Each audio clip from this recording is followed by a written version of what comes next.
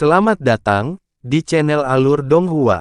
Sebelum menonton, silahkan subscribe, biar Mimin tambah semangat update-nya. Ziarah. Jiao Siliu meletakkan cangkirnya dan bertanya tanpa ragu. Jiao Jiu mengerutkan kening dan memelototi Jiao Siliu. Ekspresi jengkel muncul di wajah Jiao Siliu saat dia menyadari sesuatu. Ziarah, tentu saja pelayan hendak menjawab ketika ekspresinya tiba-tiba berubah. Kamu tidak tahu tentang ziarah, kamu orang luar, pelayan itu berteriak dan hendak melakukan sesuatu. Dua lampu kristal menyala dan menghilang ke kepala pelayan. Suara pelayan tiba-tiba berhenti, dan tatapan berkabut muncul di matanya. Jiwanya segera dikendalikan. Han Li menatap langsung ke mata pelayan dengan cahaya tembus pandang menembus matanya. Saat pelayan itu berteriak, Jiao Jiu menjentikkan tangannya dan seluruh ruangan diselimuti cahaya biru redup. Tidak ada satu suara pun yang terdengar. Maaf, aku, Jiao Siliu tersipu. Tidak apa-apa, untungnya, Jiao Siliu cepat. Jiao Jiu melambaikan tangannya. Katakan padaku, apa itu ziarah? Mata Han Li berkilat. Ini adalah mantra yang bisa memikat jiwa. Karena seseorang tidak dapat menggunakan jiwa ilahi mereka, itu sangat lemah. Namun, pelayan itu hanyalah orang biasa, jadi itu sudah cukup. Ziarah adalah tradisi yang telah berlangsung sejak zaman kuno. Setiap 60 tahun, orang-orang dari setiap kota akan dipimpin oleh penguasa kota ke kota suci Crimson Moon City secara berkelompok untuk mendengarkan ajaran Holy Lord. Tahun ini juga dikenal sebagai tahun ziarah, jawab pelayan itu. Jika kamu hanya akan melihat Holy Lord, mengapa kamu harus membawa semua barang milikmu? Apakah kamu seperti sedang bermigrasi? Han Li terus bertanya. Itu karena semua orang ingin dipilih. Holy Lord akan melimpahkan berkah kepada orang-orang beruntung itu dan memberi mereka tanah yang lebih subur, jawab pelayan itu tanpa ragu. Apa maksudmu dengan terpilih? Bagaimana dengan mereka yang tidak terpilih? Han Li bertanya lagi. Mereka yang terpilih semuanya adalah penganut yang paling taat. Ini adalah kehormatan terbesar. Mereka yang tidak terpilih hanya bisa kembali ke kota asalnya, kata pelayan itu dengan ekspresi iri. Ketika Han Li dan yang lainnya mendengar ini, mereka saling memandang dan melihat keheranan di mata satu sama lain. Jadi inilah yang terjadi pada kota-kota kosong itu. Dewa suci yang disebutkan pelayan itu kemungkinan besar adalah penguasa Pulau Bulan Merah, Gong Su Hong. Apa lagi yang kamu ketahui tentang guru suci? Tanya Jiao Jiu. The Holy Lord telah menganugerahkan kami tanah subur dan telah melindungi kami selama beberapa generasi yang akan datang, pelayan itu mengoceh, tetapi itu semua adalah informasi yang tidak berguna bagi Han Li dan yang lainnya. Han Li menggelengkan kepalanya dan memotong pelayan ketika dia bertanya, kamu tampaknya sangat memusuhi orang luar. Apakah ini juga bagian dari ajaran guru suci? Iya, orang luar semuanya adalah setan dari luar negeri. Mereka mendambakan kekayaan Pulau Bulan Merah kita. Begitu mereka ditemukan, kita harus segera memberi tahu tuan kota dan membunuhnya, lanjut pelayan itu berbicara dengan hampa. Jiao Siliu mendengus, sementara Jiao Jiu berpikir keras. Han Li menyipitkan matanya dan mengajukan beberapa pertanyaan lagi tentang Master Pulau Bulan Merah, Guru Suci. Sayangnya, pelayan itu hanya manusia biasa dan tidak tahu banyak, jadi Han Li tidak bisa mendapatkan banyak darinya. Han Li memberi isyarat agar Jiao Nain menyingkirkan perisai cahaya biru di dalam ruangan. Dia melantunkan beberapa mantra dan cahaya kristal melintas di matanya. Tubuh pelayan itu bergetar dan matanya kembali jernih. Dia melihat sekeliling dengan kosong. Baiklah, tidak ada yang bisa kamu lakukan di sini. Kamu boleh pergi, kata Han Li dengan tenang. Dia baru saja menggunakan mantra untuk menghapus beberapa ingatan pelayan itu. Iya, silakan nikmati makananmu. Pikiran pelayan masih linglung. Dia tersenyum meminta maaf dan pergi. Jadi itulah yang terjadi pada kota-kota kosong itu. Kami terlalu banyak berpikir, kata Jiao Sixtin sambil tersenyum. Dari mulut orang ini, ada beberapa informasi yang patut direnungkan. Karena orang-orang di kota sedang berziarah, bukankah itu berarti penguasa Pulau Bulan Merah sedang berziarah di tempat yang disebut Kota Suci, Kota Bulan Merah? Jiao 9 berkata. Han Li mengangguk sambil berpikir. Dia tidak bisa tidak memikirkan batu giok dengan peta Pulau Bulan Merah yang diberikan Jiao San kepada mereka. Peta itu sangat sederhana dan tidak banyak kota yang ditandai di atasnya. Namun, ada sebuah kota bernama Kota Bulan Merah. Jaraknya cukup jauh dari kota Tianshui. Jika orang-orang biasa ini ingin berziarah, mereka harus dibawa ke sana oleh seorang kultivator berpangkat tinggi dengan menggunakan beberapa metode khusus. Kalau tidak, dengan kecepatan mereka, tidak akan bisa sampai di sana seumur hidupnya. Apakah menurutmu kita harus menghubungi yang lain? Wajah Jiao Sixtin berbinar. Jelas bahwa dia memikirkan hal yang sama. Menurut pendapatku, Aliansi Anika tidak mungkin tidak mengetahui bahwa kami memperoleh informasi ini dengan begitu mudah. Mereka melaporkan bahwa penguasa Pulau-Pulau Bulan Merah tidak ada di Kota Bulan Merah. Pasti ada alasannya. Lagi pula, apa yang dikatakan pelayan itu bisa jadi hanya rumor, kata Han Li setelah berpikir sejenak. Mari kita tetap pada rencana dan pergi ke kota Tianshui terlebih dahulu. Kita akan menemukan orang-orang di aliansi sebelum kita memutuskan apa yang harus dilakukan, Jiao Nain mengangguk. Setelah mereka bertiga berdiskusi, segera meninggalkan An City. Selama sisa perjalanan, mereka bertiga melewati banyak kota. Ada juga banyak kota kosong, sekitar 20 hingga 30% kota, karena sudah tahu alasan kota-kota kosong, jadi tidak tinggal lebih lama lagi. 3 hari kemudian, di dataran yang membentang ribuan mil, ada kota hitam yang tingginya lebih dari 30 meter. Ada ribuan hektar tanah subur di luar kota. Itu dikelilingi oleh beberapa anak sungai dari sungai besar yang mengarah ke laut. Salah satu anak sungai utama dari sungai besar itu dipandu oleh sungai buatan manusia. Itu melewati sawah hijau dan mengelilingi seluruh kota, membentuk parit yang lebarnya lebih dari 30 meter. Saat itu masih pagi dan jembatan angkat yang menuju ke kota belum diturunkan. Di luar kota, ada ratusan dan ribuan orang biasa berkumpul.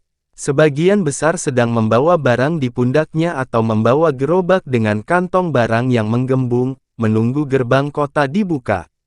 Di antara kerumunan, ada 3 sosok berpakaian kain dan memakai topi bambu berbentuk kerucut. Mereka terlihat seperti petani biasa dan sangat tidak mencolok. Mereka tidak lain adalah Han Li dan 2 lainnya yang menyamar dan menyelinap ke sini. Begitu matahari terbit menyinari 3 kata, Kota Tianshui, yang terukir di tembok kota, bel yang keras berbunyi di kota.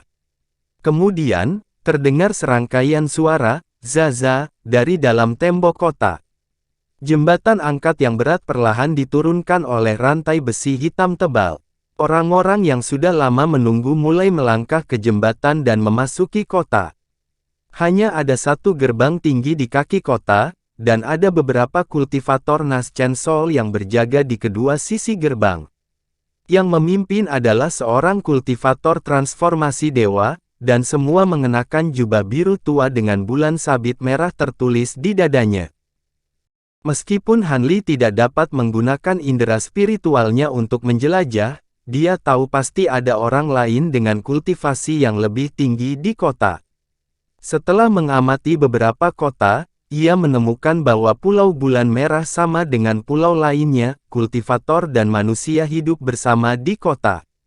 Manusia ini tampaknya terbiasa dengan keberadaan para kultivator. Namun, tahap Naschen Sol dan di atasnya semuanya mengenakan jubah biru bulan darah semacam ini. Sepertinya mereka milik sekte tertentu. Setelah melewati gerbang, Han Li melihat cahaya redup di atas kepalanya. Dia mendongak dan melihat ada formasi segi 8 yang terukir pada batu bata di atas. Ada juga cermin perunggu bundar bertatahkan di tengahnya. Ada cahaya kabur merah redup yang jatuh dari cermin perunggu, menyelimuti semua orang yang lewat. Dengan sekali pandang, Han Li bisa menebak secara kasar tujuan mantra formasi. Itu pasti digunakan untuk mendeteksi kultivator yang dengan sengaja menyembunyikan identitasnya dan mencegah mereka menyelinap ke kota. Dengan visi Han Li saat ini, formasi ini tidak terlalu rumit, juga tidak bisa dikatakan sangat pintar. Kultivator di atas tahap Grand Ascension dapat menghabiskan beberapa upaya untuk melindunginya tanpa terdeteksi. Namun, dengan aura kuat para kultivator di atas tahap Grand Ascension, jika tidak ada harta sihir khusus untuk menyembunyikannya, kemungkinan besar mereka akan terdeteksi begitu mereka menginjakkan kaki di pulau itu. Han Li dan yang lainnya memiliki kultivasi yang tinggi, dan dengan topeng misterius di wajahnya, tidak perlu khawatir tentang ini. Mereka bertiga dengan tenang mengikuti kerumunan dan pindah ke kota sedikit demi sedikit. Saat lewat di bawah formasi, cahaya di cermin perunggu hanya berkedip sedikit, lalu kembali normal. Jelas, itu menganggap mereka sebagai manusia biasa. Setelah memasuki kota, kerumunan mulai berpisah menjadi dua sayap, dan pemandangan kota secara bertahap menyebar di depan. Mereka melihat di jalan tepat di seberangnya, ada toko dan pedagang di mana-mana. Namun karena masih terlalu pagi, banyak toko yang belum dibuka untuk menyambut pelanggan. Di jalan yang diaspal dengan batu biru, tidak banyak orang.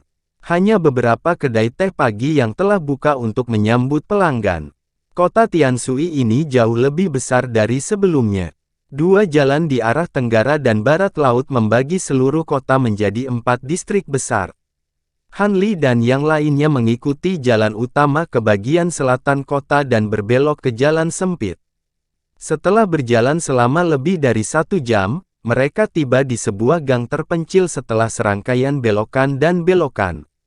Ini dia. Jiao Jiu melihat ke atas dan ke bawah ke pintu merah gelap rumah itu dan mengangguk. Rumah ini adalah benteng rahasia yang dibuka oleh anggota aliansi Anika yang menyelinap ke Pulau Bulan Merah. Mereka bertiga datang ke sini untuk bertemu dan mengumpulkan informasi. Ketika Jiao Jiu mendengar ini, dia mengambil beberapa langkah ke depan dan, seperti orang biasa yang mengetuk pintu, dia mengangkat tangannya dan mengetuk cincin mulut binatang perunggu di pintu dengan ritme 2 pendek dan 1 panjang. Setelah beberapa ketukan tumpul, tidak ada jawaban dari rumah. Han Li sedikit terkejut. Dia ingin menggunakan indera ilahinya untuk memeriksa, tetapi dia ingat peringatan Jiao San bahwa dia tidak boleh menggunakannya. Jiao Jiu dan Jiao Jiu merasakan ada sesuatu yang salah, tetapi mereka jelas memiliki kekhawatiran yang sama dengan Han Li. Jiao Jiu berbalik dan menatap kedua orang di belakangnya dengan ragu.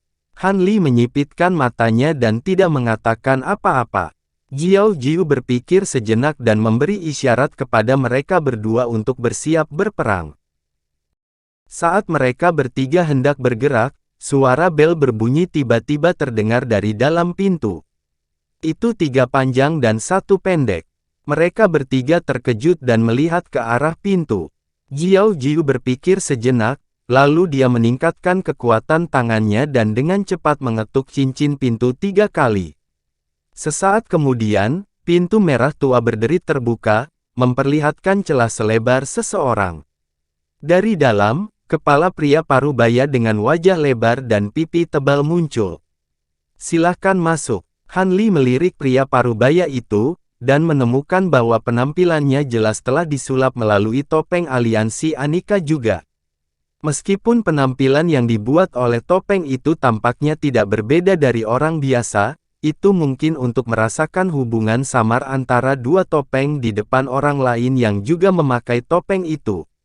Ini juga cara anggota aliansi Anika berkomunikasi satu sama lain. Jiao Jiu dan Jiao Siliu juga menyadari hal ini dan segera melangkah ke halaman melalui celah tersebut. Han Li ragu sejenak sebelum mengikuti mereka. Setelah pria berwajah lebar itu menunggu ketiga orang itu memasuki halaman, dia menjulurkan kepalanya dan melihat keluar pintu sebelum menutupnya lagi. Halaman itu berukuran sekitar 100 kaki. Selain pohon tua yang sudah layu, hanya ada meja batu abu-abu kebiruan dan balok batu di bawah pohon. Selain akar pohon tua yang dikelilingi lumpur, sisa tempat itu diaspal dengan batu bata baru. Lebih jauh ke dalam, ada rumah utama yang langsung menghadap ke pintu. Ada beberapa ruangan di kedua sisi, tetapi saat ini, pintunya tidak terkunci. Pria berwajah lebar itu memimpin jalan di depan dan menoleh ketiga orang itu dan berkata, "Aku tahu atasan akan mengirim seseorang ke sini, jadi aku sudah lama menunggu di sini. Bolehkah aku tahu siapa yang akan bertanggung jawab kali ini?" Sejak Han Li memasuki halaman, dia mengamati orang di depannya. Ketika orang lain menanyakan pertanyaan ini, kilatan dingin tiba-tiba melintas di matanya. Dia mengangkat tinjunya dan menghancurkannya ke arah punggung orang itu. Pria itu terkejut, tetapi dia tampaknya siap untuk itu.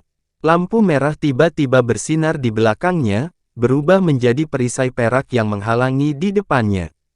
Baang! Perisai bundar perak tiba-tiba meledak, dan pria itu hancur dan terbang keluar. Dia jatuh dengan keras di tangga batu di depan rumah utama dan memuntahkan beberapa teguk darah. Tiba-tiba, napasnya menjadi lebih lemah. Jiao Jiu dan Jiao Siliu jelas memperhatikan ada yang tidak beres. Saat mereka bertiga hendak melangkah maju, perubahan tiba-tiba terjadi. Ruang di sekitarnya mulai berputar dan kabur, dan berkas cahaya merah melesat ke langit dalam radius beberapa ribu kaki dengan halaman kecil sebagai pusatnya. Setelah itu, proyeksi formasi merah besar muncul di udara, dengan rune merah yang tak terhitung jumlahnya berputar-putar di sekitar permukaannya. Sebelum Han Li dan yang lainnya bisa bereaksi, lampu merah menyala di tengah barisan. Mereka bertiga muncul bersama dengan pria berwajah lebar di ruang berdarah. Ruang ini tidak terlihat seperti dunia nyata. Melihat sekeliling, sepertinya tidak terbatas. Di atas kepala semua orang, ada lapisan awan tebal berwarna darah. Tanah di bawah kaki mereka berwarna merah tua, seolah-olah berlumuran darah. Bahkan udara di sekitarnya dipenuhi dengan bau darah yang tidak nyaman. Saat mereka melihat sekeliling dengan bingung, seluruh ruang berwarna merah darah tiba-tiba bergetar hebat. Ratusan retakan dengan ukuran berbeda langsung muncul di tanah di sekitarnya, dari mana kabut tebal berwarna merah darah muncul. Di dalam kabut, sosok buram merangkak keluar. Lolongan hantu terdengar. Secara mengesankan, mereka adalah vampir berbentuk manusia yang berlumuran darah, seolah-olah kulit mereka baru saja terkelupas. Mereka merangkak keluar dari celah-celah di tanah. Segera setelah hantu darah ganas ini merangkak keluar, mengeluarkan tangisan aneh yang serak dan bergegas menuju Han Li dan yang lainnya. Dua teman, hati-hati. Jangan hanya memperhatikan hantu darah itu. Ada yang salah dengan suasana di sini. Jiao Jiu melirik hantu darah dan kemudian melihat awan darah di langit. Dia kemudian mengingatkan Han Li dan Jiao Siliu. Han Li secara alami juga menemukan bahwa bau darah yang memenuhi seluruh ruang tampaknya mengandung ki jahat yang aneh yang dapat langsung menembus lautan kesadaran seseorang, menyebabkan seseorang merasakan iritasi dan iritasi dari lubuk hatinya. Namun, dengan kekuatan indera ilahinya, tingkat pengaruh ini tidak perlu dikhawatirkan. Setelah Jiao Jiu mengingatkan mereka berdua, dia mengeluarkan sepotong batu giok putih yang diikat dengan benang emas dan menggantungnya di lehernya. Giok putih itu bersinar dan memancarkan cahaya berkilauan yang menyelimuti seluruh tubuhnya. Dia kemudian melambaikan tangan di udara, dan cahaya biru melintas di depannya saat gelombang air biru melonjak, langsung menyapu selusin hantu darah di depannya. Hantu darah tercabik-cabik, dan menghilang menjadi awan kabut darah. Jiao Siliu juga mengeluarkan mesin terbang ungu tanpa mengucapkan sepatah kata pun dan menempelkannya di antara alisnya. Dengan kilatan cahaya ungu, dia menghilang. Kemudian, dia mengeluarkan raungan rendah dan serangkaian suara pecah datang dari tubuhnya. Otot lengan, dada, dan perutnya mulai membengkak dengan cepat. Dia melompat tinggi dan menabrak pasukan hantu darah di depannya seperti meteor. Segera, 8 hantu darah hancur berkeping-keping. Melihat ini, Han Li juga mengeluarkan pil dan menelannya. Dia kemudian mengambil langkah besar ke depan dan meninju 2 hantu darah yang berada di dekatnya. Saat kedua hantu darah itu terbang kembali, mereka juga menabrak selusin hantu darah yang bergegas ke arahnya. Setelah serangkaian poni teredam, semuanya berubah menjadi kabut berdarah. Mereka bertiga dengan cepat menemukan bahwa meskipun hantu darah yang datang dari segala arah tampak ganas, mereka tidak sulit untuk dihadapi. Bahkan dapat dikatakan tidak dapat menahan satu pukulan pun. Namun, masalahnya adalah sepertinya tidak ada akhir bagi mereka. Setelah membunuh satu batch, lebih banyak vampir akan segera muncul dari celah-celah di tanah. Tidak ada cara untuk membunuh mereka semua. Segera, mereka bertiga dikelilingi oleh ratusan vampir, dan bahkan setetes air pun tidak bisa melewatinya.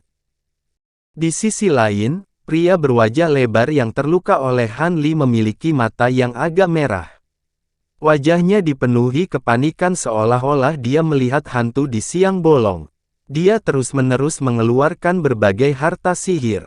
Pertama, dia mengeluarkan satu set bendera formasi dan kemudian dia mengeluarkan cermin harta karun. Dia menangguhkannya di atas kepalanya dan dengan kilatan lampu merah, baju besi berwarna merah darah muncul di tubuhnya. Lapisan demi lapisan perisai cahaya pelindung terus-menerus muncul di sekelilingnya, mengelilinginya berlapis-lapis. Hantu darah yang masuk dari pinggiran tidak bisa mendekatinya untuk sementara waktu. Mereka hanya bisa dengan panik melambaikan cakar hantu, dan menyerang 8 lapis perisai cahaya pelindung. Pria berwajah lebar itu sepertinya masih sedikit khawatir. Dia memegang pedang panjang berwarna merah darah di tangannya dan melihat sekeliling, terlihat sedikit cemas. Jelas bahwa meskipun dia bisa menggunakan harta sihir untuk memblokir hantu darah yang tak ada habisnya, dia tidak bisa menghentikan aura darah untuk menyerang jiwa ilahinya. Benar saja, tidak butuh waktu lama bagi pria itu untuk mengaum ke langit dengan mata merah darah. Seolah-olah dia kehilangan akal, dia mengayunkan pedang berwarna merah darah dan menebas secara acak. Tanpa kendalinya, kekuatan harta dan formasi sihir di sekitarnya sangat berkurang. Perisai cahaya terluar dengan cepat dicabik-cabik oleh hantu darah. Tidak jauh dari sana, Han Li yang sedang bertarung dengan hantu darah melihat pemandangan ini dan tiba-tiba memikirkan sesuatu. Dia dengan cepat mengirim transmisi suara ke Jiao Jiu dan pria lainnya. Semakin banyak hantu ini dibunuh, aura darahnya akan semakin kental. Iya. Kita harus pergi secepat mungkin. Jika kita tinggal di sini terlalu lama, kita mungkin terpengaruh olehnya. Jiao Jiu berkata, "Dua temanku, aku punya cara untuk keluar dari ruang ini, tapi aku membutuhkan kalian berdua untuk melindungiku untuk sementara waktu." Jiao Jiu buru-buru menjawab setelah dia mengirim beberapa hantu darah terbang. "Baiklah, temanku, tolong lakukan sesukamu." Dengan mengatakan itu, tangan Han Li melesat ke depan seperti kilat dan melemparkan 2 hantu merah ke kiri Jiao 16, menabrak sekelompok hantu merah.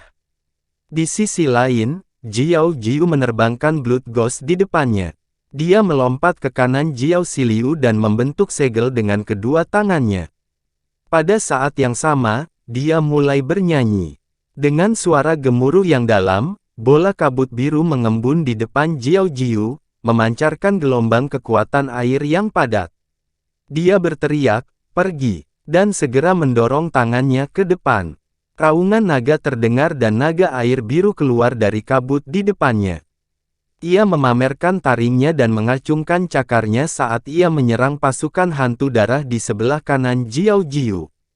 Boom, boom, boom. Air memercik kemana-mana dan dalam sekejap mata, puluhan hantu darah terlempar dari kaki mereka oleh naga air. Pada saat yang sama, Han Li muncul di sebelah kanan Jiao Jiu. Dia bergerak di sekitar hantu darah dan mengirim mereka terbang dengan tinjunya. Matanya bersinar dengan cahaya biru saat dia melihat sekeliling. Jiao Jiu dengan cepat kembali ke keadaan semula dan duduk bersila. Dia melambaikan tangannya dan penusuk besi hitam segitiga muncul di depannya. Ujung penusuk diarahkan ke langit. Permukaan penusuk ditutupi dengan lingkaran rune yang tidak jelas dan riak ruang. Tampaknya itu adalah Acquired Celestial Weapon tingkat rendah yang mengandung jejak kekuatan hukum. Sedikit keterkejutan melintas di mata Han Li dan Jiao Jiu saat melihat ini. Lagi pula, tidak banyak orang di Laut Black Queen yang memiliki senjata surgawi. Selain itu, Jiao Jiu hanyalah seorang surgawi yang lepas. Jiao Jiu menyilangkan tangan di depannya dan mulai mengucapkan mantra dengan suara rendah. Setelah beberapa saat, dia berhenti melantunkan mantra dan mengulurkan tangannya untuk menyeka penusuk besi di depannya. Luka segera muncul di telapak tangannya dan darah mengalir keluar. Penusuk besi yang ternoda oleh darah bersinar terang dan berubah menjadi merah seolah terbakar. Riak ruang menjadi lebih kuat dan lebih kuat. Pada saat ini, jeritan datang dari suatu tempat di ruang merah darah. Han Li dan Jiao Jiu melihat ke arah teriakan itu. Penghalang di sekitar pria berwajah lebar dari sebelumnya telah benar-benar tercabik-cabik, dan seluruh tubuhnya telah terendam dalam kumpulan hantu darah yang padat. Namun, di saat berikutnya, bola lampu merah tiba-tiba muncul dari dalam hantu merah. Ini tidak lain adalah Nas Chen Sol, pria berwajah lebar itu, dan dia memegang pedang merah kecil saat terbang ke udara seperti orang gila. Namun, sebelum bisa terbang jauh, perubahan lain terjadi. Sebuah lubang tiba-tiba muncul di awan merah darah di langit dan mangkuk hitam keunguan terbang keluar. Itu berputar di tempat sebelum melepaskan kekuatan hisap yang sangat kuat. Langsung menarik Nas Chen Sol ke dalamnya. Saat Nas Chen Sol memasuki mangkuk, kekuatan aneh menyerbu dan menghancurkannya. Itu berubah menjadi lampu merah berkilauan dan menghilang ke dalam mangkuk.